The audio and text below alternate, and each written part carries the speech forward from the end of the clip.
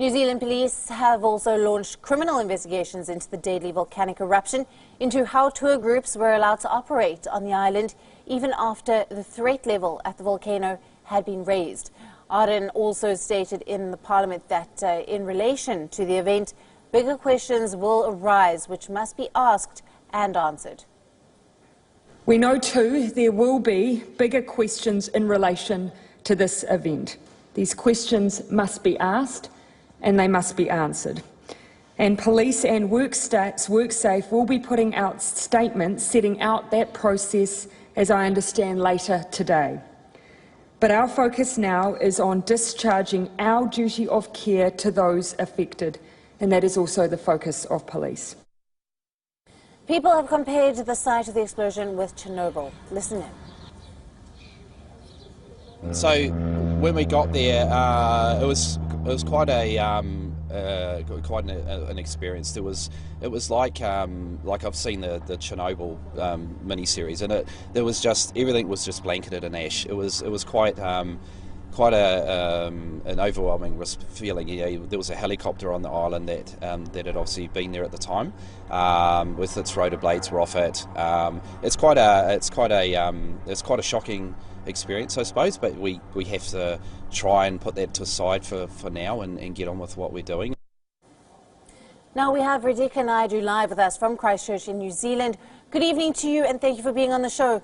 Now, this is a popular tourist destination. Lots of tourists visit the island each year. Certainly this tragedy will impact that, and also questions on how the government responded.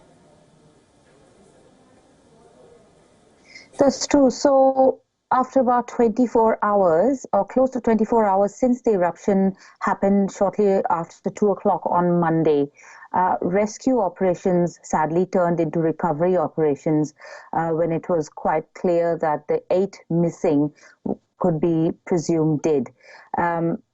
Because of subsequent the ash and the plume of smoke that was continuously being emitted from the volcano, rescue crews could not access the volcano because the authorities had deemed the island unsafe.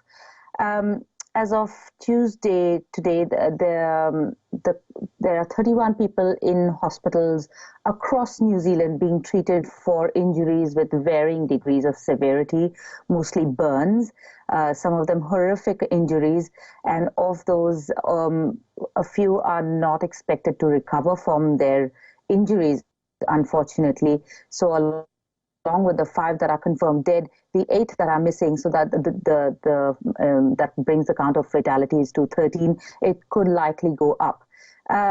So most of the efforts right now are being channeled into rescue operations and support for the victims, their families, dissemination of information, and really the first responders and support all around, because this has just been so tragic and so sudden, and because of the mood of people were on holiday, and for something like this to happen was just absolutely unthinkable.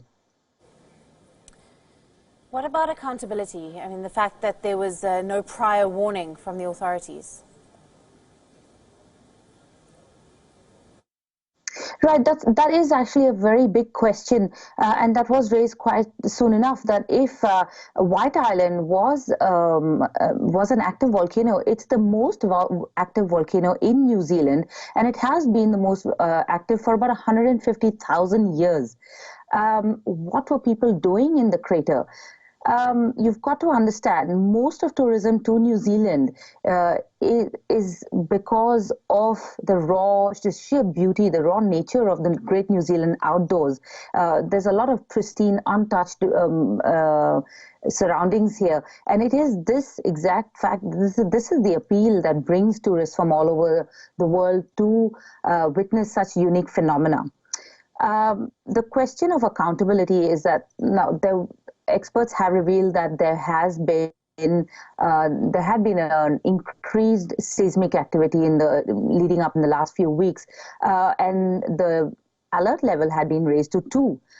However, the tour operators get this information from Geosat, and the discretion is with them to go ahead or not. If there has not been an eruption in almost 20 years, even before, when there has been an alert level at 2, nothing has ever happened.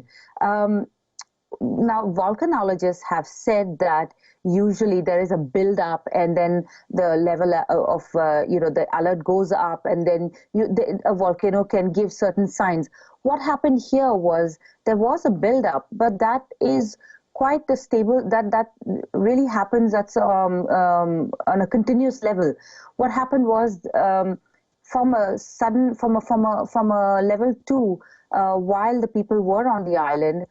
There was a sudden build-up, and it was quite sudden that it erupted. It didn't just erupt straight 4,000 meters into the air. There was ash and smoke that blew sideways, and this was an enormous venting of steam sideways, and there was really no place for the people to take cover. Do we know how many people are still missing, unaccounted for?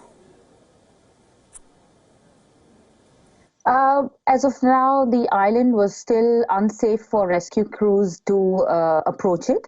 And there have been rescue crews, helicopter crews from the air, and aerial visuals have shown that they can identify bodies, but because they are presumed dead, they obviously can't approach the island to recover those bodies right now. So yeah, and the other thing about accountability was that the police had backtracked on an earlier statement saying that they were going to launch a criminal investigation. What they now are saying, that what they mean is that they are going to launch an investigation on behalf of the coroner, which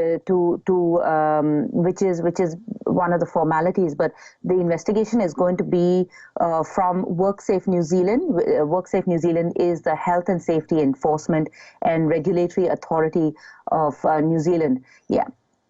So they are basically going to investigate into how much was calculated. The question is always about possibility versus probability. There was always a possibility, but what was the probability?